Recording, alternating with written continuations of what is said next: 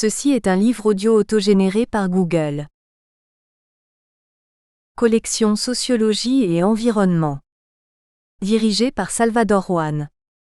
Le progrès est aussi progrès d'une menace de plus en plus exportée vers les pays les plus dépendants. Trop peu de travaux sociologiques émergent pour rendre intelligibles les tendances profondes d'une société à la fois plus inhumaine, plus dangereuse pour les équilibres du milieu et plus riche. La collection Sociologie et Environnement est née de ce constat. Certes, selon le mot du poète Hölderlin, avec la menace croît ce qui sauve, mais seule une conscience informée des risques et de ce qui provoque la dégradation tant de la qualité que des conditions de vie est susceptible de se concrétiser en réformes humainement supportables et socialement admissibles. Dans une perspective socio-anthropologique et critique, tant des questions d'environnement global que d'écologie urbaine et de vie quotidienne, en articulant les interprétations théoriques et les résultats empiriques, la collection Sociologie et Environnement entend participer à l'émergence de cette conscience sociale.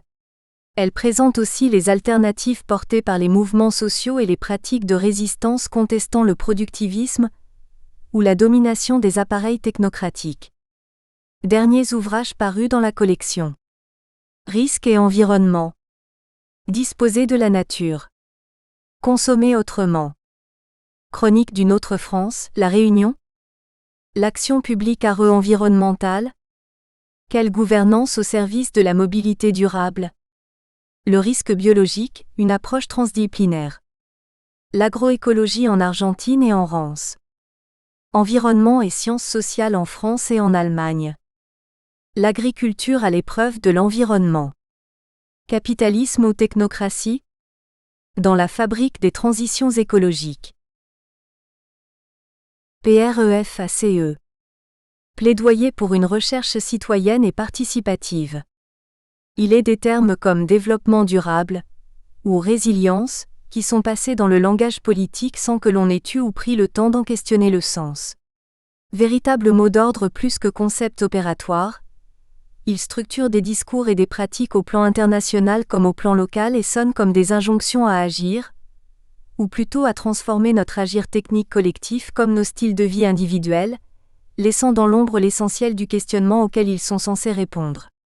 Le terme de transition est aussi de cela, comme si le sens de l'histoire qui nous échappe devait être ressaisi par d'autres moyens que ceux des grands récits nationaux ou développementalistes. Si tout le monde parle aujourd'hui de nécessaire transition, écologique, territoriale ou énergétique, bien mal pris seraient ceux qui se risqueraient à en livrer une définition partagée et consensuelle. C'est d'ailleurs peut-être l'intérêt de ces mots valises qui, à peine prononcés, éclatent en significations multiples. La transition énergétique pour le gros industriel est-elle bien celle qu'imagine une mère de famille dans le monde rural ou un élu communautaire d'une grande agglomération? Comment ces différents acteurs, qui peuvent aussi se constituer en public, envisagent-ils les réponses à apporter aux enjeux écologiques majeurs de notre époque dont la question de l'énergie fait partie intégrante? S'il est bien question de changement social dans cette affaire, un changement jugé nécessaire pour tenter de sortir des impasses écologiques, sociales et politiques du développementalisme économique hérité des Trente Glorieuses, qui en fixent les cadres et les grands principes? Le changement se produit-il à partir du bas, à partir du territoire et de ses publics, ou bien par le haut, grâce au pilotage politique et législatif national ou international? Ou bien les deux? Dès lors, comment s'articulent les aspirations contradictoires des acteurs, maintenir un taux de retour sur investissement pour les entreprises et voir les citoyens s'assurer une vie par exemple, dans l'épaisseur complexe de ces régimes de transition émergents? Le présent ouvrage, rédigé par un chercheur en socio-anthropologie qui fut l'une des chevilles ouvrières des programmes de recherche TETIS, Transition énergétique territoire hydrogène et société, et Artemis, approche régionale de la transition énergétique mixte industrielle et sociétale, financés respectivement par l'Agence nationale de la recherche et la région Normandie, entend justement répondre à ces questions. Ou plus exactement les ressaisir sur un mode problématique, c'est-à-dire pour étudier la manière dont ces questions font problème dans nos sociétés, tout en proposant une dimension expérimentale unique en son genre associant de nombreux publics, en situation, au sein d'un tiers-lieu de culture scientifique et technique baptisé le Dôme, situé sur la presqu'île de Caen. C'est que la transition bas carbone de notre modèle énergétique, tant attendue par les acteurs institutionnels et économiques mais qui tarde à démarrer, se heurte à de nombreuses difficultés systémiques qui semblent en compromettre jusqu'à la possibilité. Nous devrons pour la première fois dans l'histoire des techniques, abandonner un modèle énergétique efficient et perfectionné, mais incompatible avec la maîtrise du climat. Comme il sera rappelé plus précisément dans l'ouvrage, disons succinctement que l'hydrogène permet essentiellement de stocker l'énergie électrique en transformant cette dernière en dihydrogène qui peut être retransformé en énergie électrique, avec une déperdition d'énergie comme dans toute opération de transformation, grâce à un dispositif nommé pile à combustible. L'hydrogène n'est donc pas une énergie primaire comme le pétrole ou les énergies renouvelables, mais un vecteur énergétique, lui-même attelé au vecteur énergétique électricité et dont il permet le stockage. Sur le papier, nous disposons de pétrole vert sous les pieds partout dans le monde, partout où il est possible de capter des flux, vent, courant, lumière, houle, etc.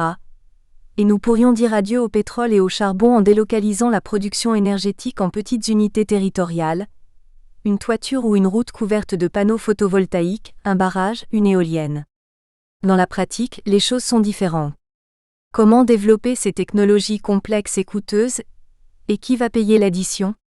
Les acteurs qui dominent le marché de l'énergie, sont-ils prêts à céder leur monopole ? Comment articuler ces technologies émergentes à l'existant, par exemple en matière de transport ou de chauffage domestique ?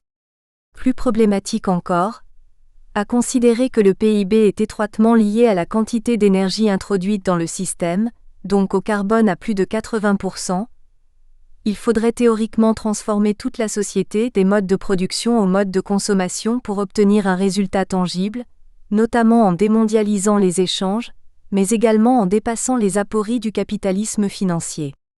Or nous ne prenons pas le chemin de la sobriété, et la transition énergétique a pour l'instant consisté à empiler les consommations énergétiques en ajoutant aux traditionnels combustibles fossiles les énergies renouvelables.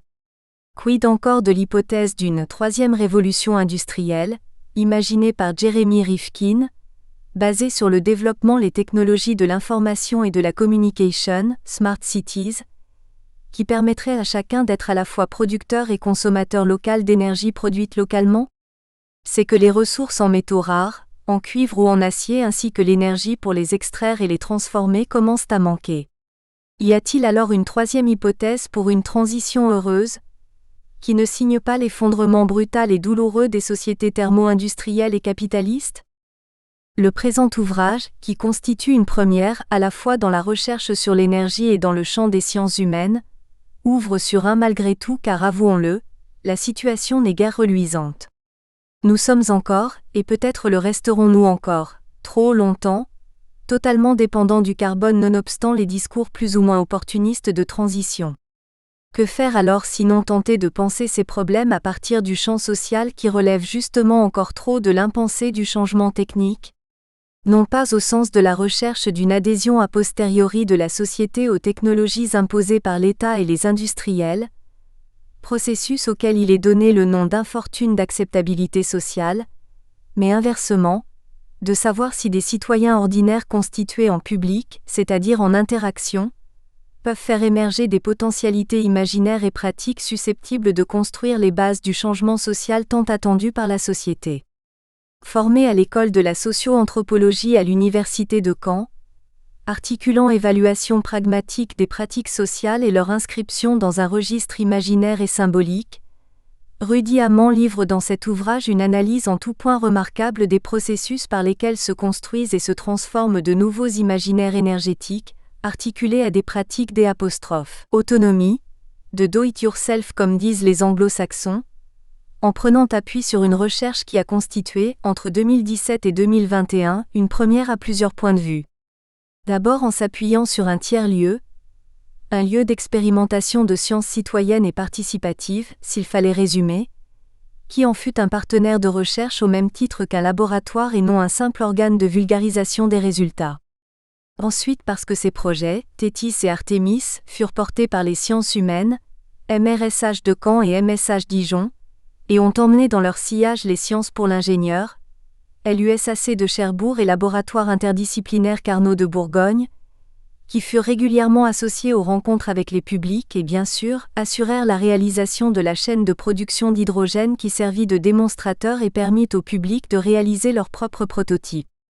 Enfin parce qu'il constitue le fondement d'une socio-anthropologie de l'hydrogène à l'heure où la majeure partie de la société civile ignore jusqu'à l'existence même d'une telle technologie qui pourtant constitue l'une des pierres angulaires des transitions énergétiques dans la plupart des pays fortement industrialisés, Japon, Europe, États-Unis.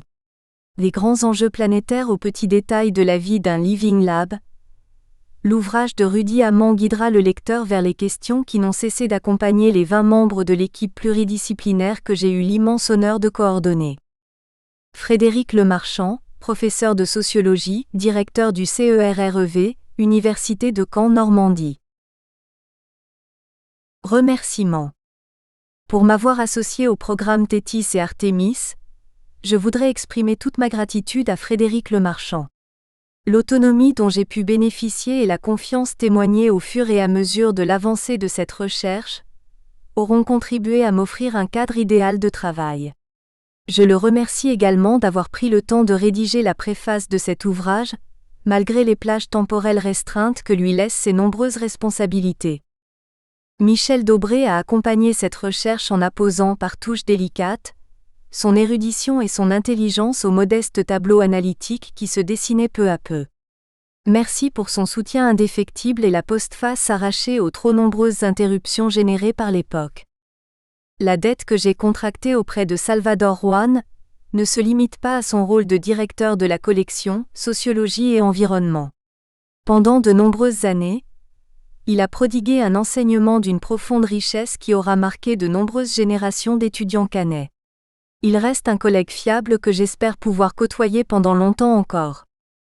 À l'heure du bilan, il est impossible de passer sous silence le rôle prépondérant de Pauline Ducoulombier et François Millet, ainsi que celui de toute l'équipe du Dôme, placée sous la direction de Bruno Dosseur, dans la bonne marche de ses programmes de recherche participative.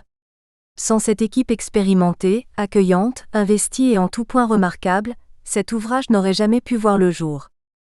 Je souhaite également remercier l'opérateur de transition de toute l'équipe de recherche vers les démarches participatives, Dany Lapostole. Son soutien a été précieux pendant toute la durée de ses projets, et je mesure ma chance d'avoir pu côtoyer un chercheur aussi engagé dans ses missions. Les échanges avec l'équipe de sociologues rouennais travaillant sur le programme Artemis ont été aussi enrichissants intellectuellement qu'humainement. Michalis Lianos a largement pris sa part dans l'émergence d'un leadership collectif autour de cette recherche et Félix Turmel a été un compagnon de route investi. Ce dernier a d'autant plus sa place dans cette section qu'il a pris le temps de relire une partie de ce travail. Je lui adresse tous mes vœux de réussite dans ses futurs projets. Il est difficile de ne pas remercier toutes les personnes qui ont accepté de m'accorder du temps pour un entretien ainsi que l'ensemble des participants aux ateliers Living Lab, Dominique, Emmanuel, Gilbert, Léa, qui ont co-problématisé, co-conçu des scénarios d'usage et co-prototypé des objets en lien avec l'hydrogène et la transition énergétique. Parmi eux, j'aimerais insister davantage sur le rôle joué par Martine, Katia et Juliette mais aussi sur celui de Greg et Clément Bourri qui m'ont accueilli chez eux pour me présenter les résultats de leur important travail. J'adresse une pensée particulière à toutes celles et ceux qui se battent dans les collectivités locales, dans les syndicats d'énergie ou ailleurs pour élaborer une trajectoire de transition énergétique dans l'intérêt des citoyens. Certains collègues, Estelle Deléage, Sarah de Michel Bagné, Aldo Hassler, Esdras Ngunutakam, Mathilde Olivier, Julien Ono, Clément Poutot, ainsi que le personnel administratif du CERREV et de la MRSH ont d'une manière ou d'une autre permis à ce travail d'aboutir, qu'ils en soient remerciés. Une pensée également pour toute l'équipe du Café du Théâtre qui, jour après jour, m'apporte un café, puis, un deuxième sans jamais montrer le moindre signe d'agacement. Ma productivité aura été moins importante pendant le confinement, et je suis certain que leur fermeture y est pour beaucoup. Je suis heureux d'y être de nouveau installé, au moment de rédiger ces quelques lignes. Dans les moments les plus difficiles, j'ai pu compter sur Stéphane Corbin, Maxime Cordelier et Pierre Landais. J'espère qu'ils ont conscience d'être un peu plus pour moi que de simples collègues, à qui je soumettrai réflexion et demande de relecture. Ils sont de ceux qui permettent de rester debout. Ces remerciements ne sauraient se conclure sans laisser une place à Michael Groult qui dépasse depuis longtemps la figure amicale. Son engagement total et démesuré en fait une intarissable source d'inspiration. À mon tour, je ne veux cesser d'être redevable. Introduction. En septembre 2020, Barbara Pompili et Bruno Le Maire, respectivement ministres de la Transition écologique et de l'économie, de la relance et des finances, ont présenté à l'Association française pour l'hydrogène et les piles à combustible, AFHYPAC, et aux acteurs et partenaires de la filière, la stratégie nationale pour le développement de l'hydrogène décarboné en France.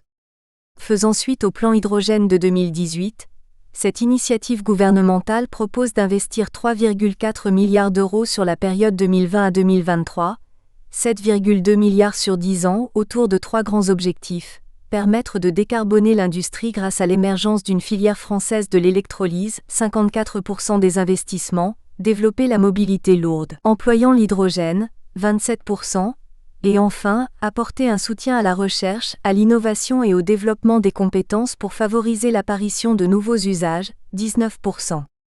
La référence à un hydrogène décarboné interroge. En effet, alors que les capacités de stockage associées à l'hydrogène semblaient devoir faire de ce dernier le complément idéal au déploiement des énergies alternatives et ouvrir la voie à l'autoconsommation, comment interpréter le choix du terme décarboné, largement associé à l'électricité d'origine nucléaire au détriment de celui moins ambigu de renouvelable? Surtout, quels sont les effets de la confrontation entre la logique décentralisatrice associée à l'hydrogène et porteuse de transformations économiques, sociales et politiques, évoquée en partie par le prospectiviste américain Jeremy Rifkin, et les velléités étatiques de préservation d'un système centralisé caractéristique du modèle nucléaire? La Normandie offre un terrain propice pour examiner cette ligne de tension. Premièrement, il s'agit d'un territoire qui illustre le modèle centralisé de production d'énergie dans la mesure où il est profondément relié à la filière nucléaire, centrale de Penly et Flamanville, usine de recyclage des déchets nucléaires de La Hague, construction de sous-marins à propulsion nucléaire à Cherbourg. Ensuite, afin de répondre aux objectifs de la loi de transition énergétique pour la croissance verte, mais également pour des raisons historiques, cette région a fait le choix d'élaborer un plan hydrogène en 2016 et a par ailleurs obtenu le label Territoire hydrogène la même année. Quels acteurs se sont investis dans la démarche? Quelle a été la place réservée aux citoyens? Quels sont les principaux axes de cette politique régionale? Comment les positionner sur une échelle allant de la décentralisation promise par Jeremy Rifkin à la centralisation inhérente à l'énergie nucléaire? Comment les acteurs normands parviennent-ils à définir la trajectoire de l'hydrogène dans la région entre l'histoire de leur territoire, qui les renvoie aux modalités de production traditionnelles de l'énergie, et les promesses d'avenir associées au déploiement des énergies renouvelables? L'enquête socio-anthropologique menée dans le cadre des projets Tethys et Artemis propose de répondre à ces questions en procédant à l'analyse d'entretiens semi-directifs réalisés auprès d'acteurs de l'énergie en général et de l'hydrogène en particulier. Elle sera complétée par des observations réalisées au cours de différents événements placés sous l'égide de la région entre 2018 et 2020 en lien avec l'hydrogène. Présentation du plan Normandie hydrogène en 2018 par exemple. Mais ce n'est pas tout. Avec l'appui du Dôme, prolongement matériel du Centre régional de culture scientifique, technique et industrielle, situé à Caen, les chercheurs engagés dans le projet ont choisi de recourir à la méthodologie Living Lab, habituellement réservée au développement de nouveaux produits et services par le biais d'un processus de co-création avec les usagers finaux dans des conditions réelles, dans une perspective plus vaste de démocratie participative. Le recours à cette approche avait pour but explicite de poser les bases d'une délibération se prolongeant dans une action pratique susceptible d'offrir un contrepoids à la logique de l'acceptabilité sociale qui aurait pu prévaloir chez les promoteurs institutionnels de l'hydrogène en Normandie. Il s'agissait, en d'autres termes, de contribuer à la formation d'un public capable de se définir en tant que tel et de mener une enquête sociale, visant à résoudre la problématique à laquelle il devait faire face, celle de la place à accorder à l'hydrogène dans le cadre d'une transition énergétique rendue nécessaire par le changement climatique. Le Living Lab a abouti à l'élaboration de 46 scénarios et de 5 prototypes, ayant pour objectif de répondre à ce questionnement. Ils sont le fruit du travail des participants aux différents ateliers organisés au Dôme et dans 3 communes du territoire normand. Quelles ont été les modalités organisationnelles des ateliers ? Quel était le profil des participants ? Quels sont les enseignements pouvant être tirés des scénarios et des prototypes produits ? Quant aux attentes des citoyens en matière de transition énergétique ? Autant de questions auxquelles ce travail cherchera à apporter des réponses en proposant d'abord de circonscrire la place de l'hydrogène dans la territorialisation de la transition énergétique. Pour cela, il faudra revenir sur les propriétés de ce vecteur énergétique, ses principaux usages et les projets élaborés en Normandie. Ces quelques points renforceront l'axe problématique de ce travail rapidement esquissé ici. Il s'agira également de présenter avec davantage de précision les modalités des enquêtes sociales et socio-anthropologiques, auxquelles le déploiement de l'hydrogène a donné lieu, premier chapitre. Les principales représentations associées à ce vecteur énergétique seront alors évoquées, chapitre 2, avant de laisser la place à une contextualisation historique de la constitution de la filière en Normandie, chapitre 3. Cette dernière ouvrira la voie à la description des relations s'établissant entre les acteurs économiques et politiques travaillant de concert à des projets régionaux en matière de mobilité hydrogène, chapitre 4. La suite sera consacrée à l'analyse des conditions de réalisation des scénarios et prototypes issus des ateliers Living Lab, chapitres 5 et 6. La confrontation de ces productions avec les modalités du déploiement de l'hydrogène en Normandie permettra de saisir le décalage entre les aspirations à l'autonomie traversant l'ensemble de l'espace social en matière d'énergie et les forces centralisatrices persistantes qui orientent les initiatives régionales, chapitre 7. Après avoir pris acte de l'existence d'un processus relevant de la dépolitisation de l'hydrogène, et par voie de conséquence de celle de la transition énergétique, de la question climatique et des problématiques écologiques, ce travail s'intéressera à des scénarios et prototypes élaborés en dehors du système socio-technique énergétique et qui, de ce fait même, en dévoilent les mécanismes avec davantage de précision, chapitre 8. Chapitre 1. L'HYDROGENE, pour quelle transition ? En 2018, les réalisateurs de la vidéo de présentation du plan Normandie Hydrogène ont souhaité mettre l'accent sur le fait que l'hydrogène représenterait une solution globale pour répondre aux enjeux de la transition énergétique, dans la mesure où il serait produit à partir d'eau et d'électricité renouvelables. Cette affirmation, qui pourrait sembler tout à fait consensuelle, présente le mérite de mettre en lumière une partie des enjeux relatifs au déploiement de ce vecteur énergétique. En effet, alors que les vertus de l'hydrogène étaient documentées de très longue date, quelles dynamiques conduisent à le présenter désormais comme une des solutions susceptibles de permettre aux sociétés de surmonter des problématiques écologiques toujours plus pressantes ? Afin d'apporter des éléments de réponse, cette partie exposera les propriétés de l'hydrogène, les modalités de sa production, qui ne sont pas toujours renouvelables, et les usages auxquels il donne lieu en Normandie notamment. Il apparaîtra que l'avènement de ce vecteur énergétique est difficilement dissociable du processus de territorialisation de l'énergie, dont il faudra également présenter les enjeux en même temps que ceux associés à la transition énergétique. Ce travail de contextualisation ouvrira la voie à une double enquête. La première, socio-anthropologique, cherchera à comprendre les ressorts politiques, économiques et sociaux sur lesquels s'est appuyé le déploiement de l'hydrogène dans la région. La seconde, sociale, et s'inscrivant dans le champ des recherches participatives, a été initiée à travers la mise en œuvre de la méthodologie Living Lab, permettant d'associer les publics à la détermination d'une trajectoire alternative de transition en Normandie. Hydrogène, propriétés et production. La combustion d'un kilogramme d'hydrogène libérerait 4 fois plus d'énergie qu'un kilogramme d'essence, tout en ne rejetant que de l'eau. Cette simple information permet à l'hydrogène d'exercer un certain magnétisme chez toutes celles et tous ceux qui ont été amenés à réfléchir à l'avenir du mix énergétique, dès lors qu'il est apparu que les ressources pétrolières n'étaient pas illimitées, ou que les émissions de CO2 induites par les activités humaines participaient à un changement climatique d'envergure.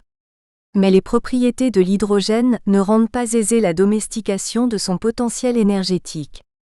Les atomes d'hydrogène sont les éléments chimiques les plus simples ainsi que les plus légers.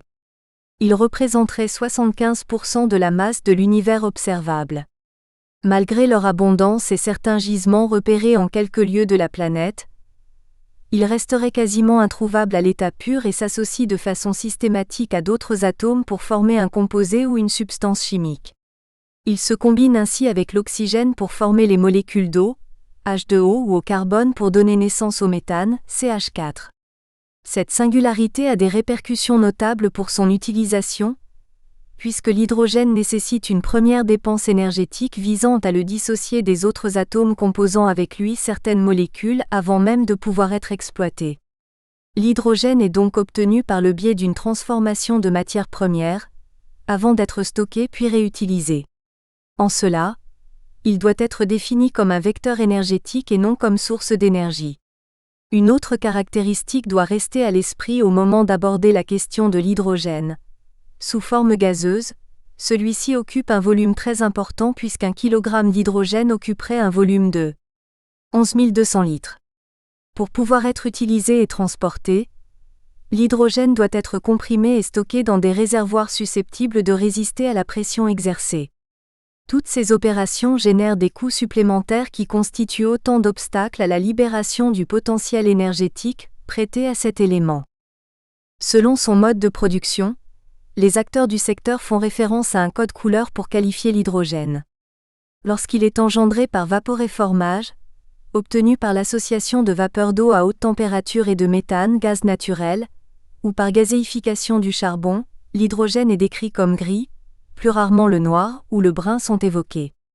L'association avec cet éventail de couleurs résulte probablement de l'importante quantité d'émissions de CO2 rejetées au moment où il est généré, 12 kg de CO2 par kilogramme d'hydrogène produit pour le charbon par exemple. Passer du gris au bleu ne nécessite pas une modification profonde du schéma de production mais la captation du carbone émis, son stockage voire sa réutilisation comme parvient à le faire la technologie CryoCap, développée par Air Liquide sur son site de Port-Jérôme en Seine-Maritime. L'hydrogène turquoise, quant à lui, provient de la pyrolyse du gaz naturel permettant la séparation de ces deux composants, hydrogène et carbone. Il se distingue techniquement du vaporéformage, mais aussi par la forme du carbone récupéré qui n'est plus gazeuse mais solide. Passer à l'hydrogène vert entraîne des modifications plus conséquentes du process puisque seules des sources d'énergie renouvelables doivent alors être mobilisées. Plusieurs techniques permettent d'y parvenir. La pyrogazéification consistant à faire chauffer à très haute température des déchets qui se transforment pour partie en hydrogène gazeux, constitue un premier procédé rattaché à cette famille. Cette technique a attiré l'attention de TH2, émanation de l'entreprise Tertus spécialisée dans les équipements de voirie situés dans l'Orne. Les déchets, prenant la forme de copeaux de bois, engendrés par la production de glissières de sécurité pourraient fournir la biomasse nécessaire au fonctionnement d'une unité de production d'hydrogène. Ce projet a attiré l'attention d'un certain nombre de partenaires financiers, ADEME, BPI, Intercom Local, et pourrait aboutir en 2021. Deuxième membre de la famille hydrogène vert, l'électrolyse permet la séparation des molécules d'oxygène et d'hydrogène contenues dans l'eau à l'aide d'un courant électrique obtenu par des panneaux photovoltaïques, des éoliennes ou toute autre forme d'énergie renouvelable. Le projet H2Volt de Port-Jérôme, qui a déjà fait l'objet d'une concertation préalable achevée en novembre 2019, repose sur cette technique spécifique. Enfin, en changeant la source d'électricité, en passant des énergies renouvelables aux sources décarbonées, du solaire ou de l'éolien au nucléaire, l'hydrogène se teint instantanément de jaune. Dans l'optique de son développement, et après avoir entériné la création d'une nouvelle filiale chargée de proposer une offre en hydrogène, Inamix, en avril 2019, le délégué régional d'EDF en Normandie a annoncé dans la presse qu'un projet d'électrolyseur sur le site de la centrale nucléaire de Penly, Seine-Maritime était à l'étude. Dans le contexte où les politiques climatiques et la réduction des émissions de gaz à effet de serre ont pris une importance centrale, les rejets générés par la production d'hydrogène issu du gaz, 12 kg de CO2 pour 1 kg d'hydrogène, du charbon, 19 kg ou des hydrocarbures disqualifient la possibilité d'envisager que cette voie puisse représenter une solution d'avenir. Même si elle demeure la solution privilégiée actuellement pour accompagner le déploiement de nouveaux usages et que sa compétitivité économique, le coût maximum est de 3 € par kilogramme produit quand il faut multiplier cette somme par 4 pour générer une quantité équivalente d'hydrogène avec des énergies renouvelables, demeure sans égal. L'objectif des pouvoirs publics est de voir lui succéder un hydrogène vert, ou jaune, qui permettrait d'atteindre les objectifs de la programmation pluriannuelle de l'énergie et la neutralité carbone en 2050. Tableau 1. Éléments de comparaison entre hydrogène gris et vert. Source SIA Partners 2020. De quelques usages de l'hydrogène en Normandie. Quels que soient les moyens utilisés pour sa production, l'hydrogène doit être stocké et distribué avant d'être utilisé. La première rencontre des écoliers avec les sciences physiques prend souvent la forme d'un inventaire des différents états de l'eau. Outre sa forme liquide la plus instinctive, ils apprennent très rapidement que refroidie ou bien soumise à de fortes températures, l'eau se transforme en glace ou en vapeur, en solide ou en liquide. L'hydrogène n'échappe pas aux lois de la physique. Mais à la différence de l'eau des écoliers, aucun des 3 états canoniques de la matière ne s'est réellement imposé au moment de stocker et de distribuer l'hydrogène une fois sa production assurée. À l'heure actuelle, c'est-à-dire dans le cadre d'une production grise fortement centralisée associée à un réseau de distribution, il est tout à fait possible de bénéficier d'un approvisionnement d'hydrogène sous forme gazeuse, liquide ou solide. Dans le premier cas, et selon que la quantité soit plus ou moins importante, l'hydrogène pourra être distribué par le biais de gazoducs, dont certains seraient exploités depuis 1938 en Allemagne, ou une fois comprimé, à l'aide de bouteilles déplacées des sites de production vers les lieux de consommation via les infrastructures de transport. Une dernière modalité de distribution. Nous espérons que vous avez apprécié cet aperçu. Pour continuer à écouter ce livre audio sur Google Play Livres, utilisez le lien dans la description de la vidéo.